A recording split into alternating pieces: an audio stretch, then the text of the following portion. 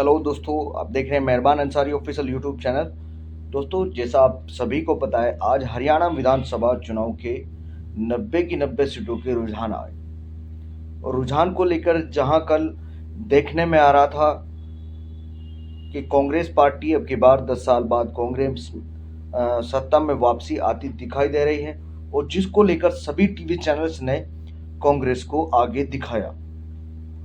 और देखने में भी आ रहा था कि हरियाणा में अब की बार कांग्रेस वापसी कर सकती है। लग भी रहा था कि हरियाणा में कांग्रेस वापसी ही करे।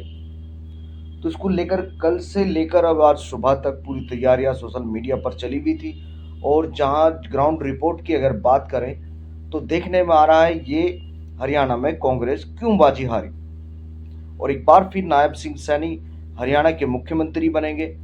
और हरियाणा मुख्यमंत्री बनने के साथ वो एक बार फिर पूरे प्रदेश की कमान संभालेंगे। तो दोस्तों, आप देख रहे होंगे हरियाणा में जो मुकाबला हुआ वो जाट विस नॉन जाट विस मुकाबला हुआ। हालांकि कुछ इंडियन नेशनल लोकदल जेजेपी के बीच काफ़ी वोट का बंटवारा हुआ। जाट समाज कई हिस्सों में छिटक गया और इसलिए कांग्रेस इसकी वजह बनी। और ये कमाल था बीजेपी के शीर्ष नेतृत्व का, कैसे उन्होंने बीजेपी को जिताया। कुछ दिन पहले ही 8-6 महीने पहले ही उन्होंने नायब सिंह सैनी को गैर जाट मुख्यमंत्री बनाया, और यही बीजेपी का दांव काम कर गया।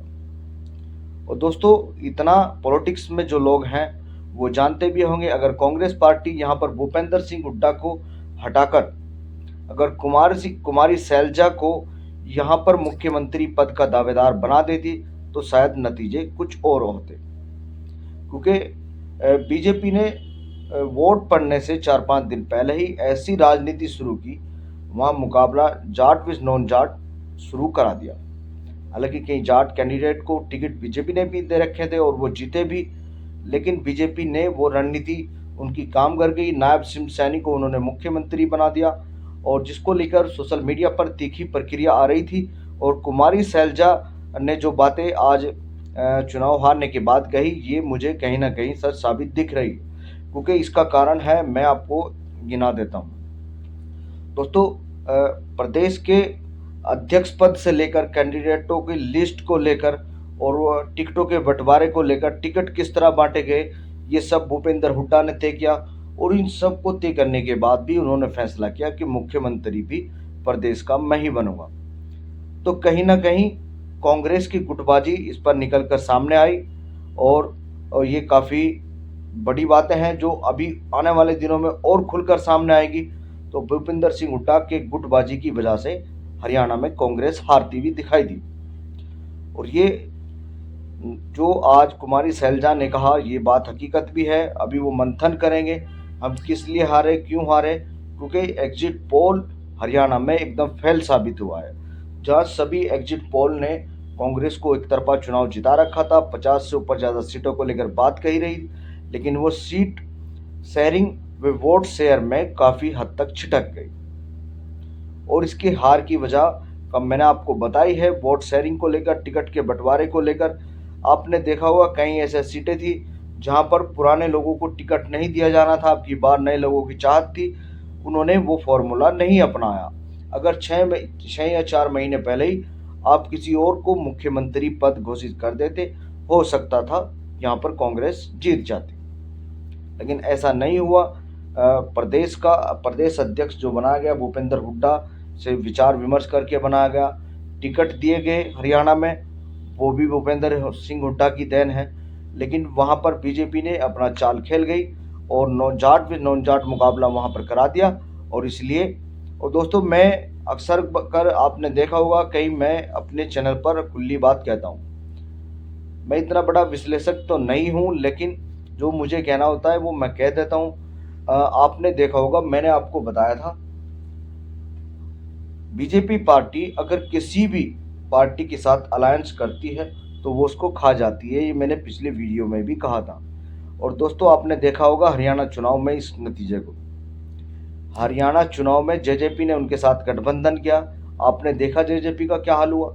जम्मू कश्मीर में आपने देखा, जम्मू कश्मीर में पीडीपी की जो नेता थी, मुख्यमंत्री बनी थी महबूबा मुफ्ती, उसको लेकर क्या हुआ, पूरे जम्मू कश्मीर में, और ये आने वाले समय में आपको कई और राज्यों में भी देखने को मिलेगा।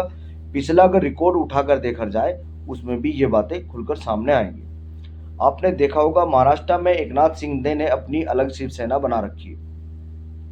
अभी आप देखना महाराष्ट्र विधानसभा चुनाव में एकनाथ शिंदे की पार्टी क्या करती है या किस तरह वो पिछड़ जाती है। क्योंकि वो सीएम थे तो इसलिए उनके कुछ कैंडिडेट एमपी में जीत गए, लेकिन ये बात देखने में जरूर आएगी आने वाले चुनाव में, क्योंकि एकनाथ शिंदे की पार्टी का भी हो सकता है जो हरियाणा में दुष्यंत चौटाला लगा हुआ वो वहाँ भी हो सकता है। तो दोस्तों बहुत सारी बातें अभी निकल कर आने वाली हैं, क्या होगा, कैसे होगा, किस तरह होगा।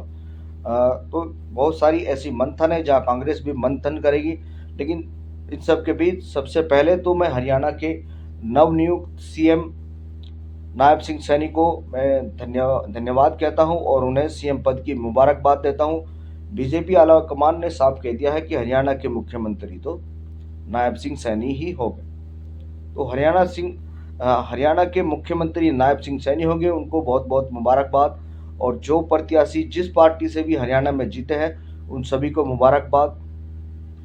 तो दोस्तों हरियाणा को लेकर थोड़ी माथापच्ची यहाँ पर शुरू होती है कि हरियाणा विधानसभा चुनाव में आज सुबह तक ये लग रहा था कि कांग्रेस की सरकार आएगी। सोशल मीडिया और सर्वों ने भी यही दिखाया, और एग्जिट पोल बिल्कुल हरियाणा में साफ साफ आपको दिखा।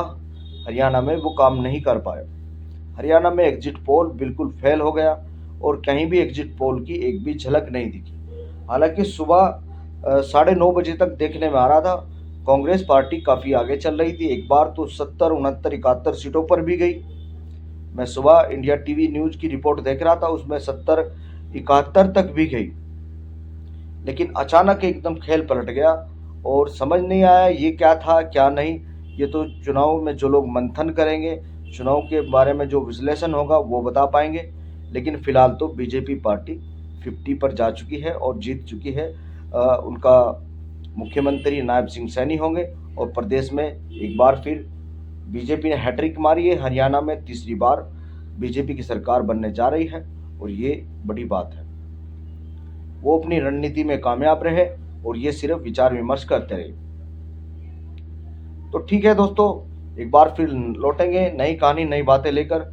आज तक के लिए इतना ही, और फिर एक बार फिर बात करेंगे आप सबके सामने। देखते रहिए मेहरबान अंसारी ऑफिशियल यूट्यूब चैनल। धन्यवाद।